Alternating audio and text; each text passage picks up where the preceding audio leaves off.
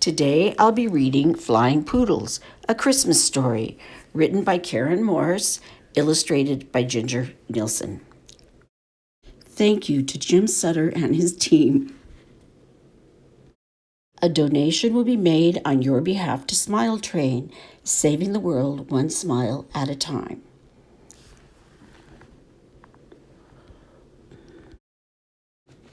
Remember to always look for adventure. It was 2 nights before Christmas. The sleigh was all packed. Mrs. Claus took the reindeer an afternoon snack.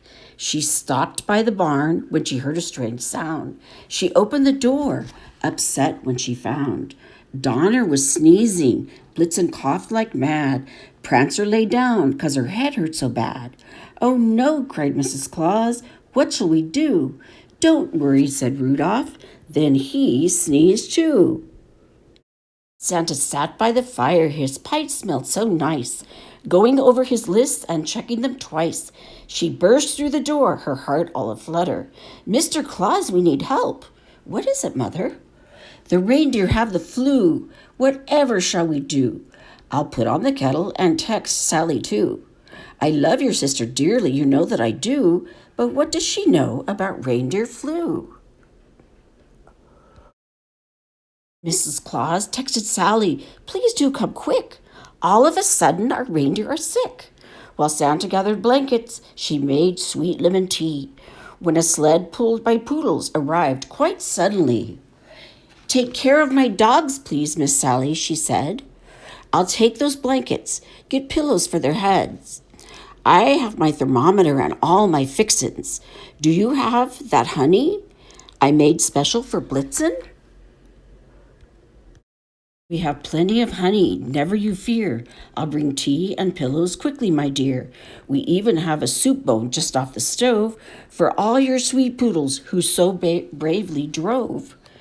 Look lively, my beauties, a snack before dark. Come Lucy, Sheba, Daphne and Spark, Sophie and Belle, Polo, Max too. For sled-driving poodles get hungry, they do." Later that night, the Poodles would discover, sleeping with sick reindeer trying to recover, that reindeer talked in their sleep when they dreamed of faraway lands, so exciting it seemed. Spark, who was biggest, rolled over in the hay. "If they don't get better, we could pull that sleigh." "But we might get lost," whimpered Max, looking sad.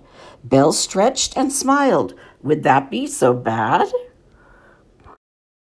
Lucy piped up, "We can use GPS, or maybe the reindeer can tell us what's best." Rudolph sneezed when he tried to stand up. He found his legs made of wobbly stuff. "Take care, Mr. Rudolph. We need your advice." "Achoo! Flying Poodles? You better think twice. Follow ice cream grade road till you come to a star.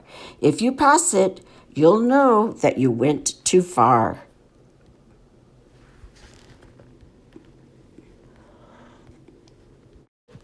"I don't know how to fly." Max's eyes filled with tears. "If you fly next to me, you'll forget all your fears. We will hold out our ears. We're sure to get lift. Use our tails like a rudder to correct for drift. But won't we be cold? Our noses might freeze. I think I'll be shaking right down to my knees." "Ah, but think of the magical things we shall see, and remember how happy the children will be." Santa paced and paced back and forth by the fire as the reindeer's temperatures got higher and higher. "Mother, what shall we do? Never happened before." "You can use my Poodles," said Miss Sally at the door. "Think of the children and how they will cry if they wake up Christmas morning and find it gone by. The cookies and milk still sit by the door, and you didn't come. They'll believe nevermore." Santa wondered aloud, "Do you think they can fly? For this is a journey that covers the sky.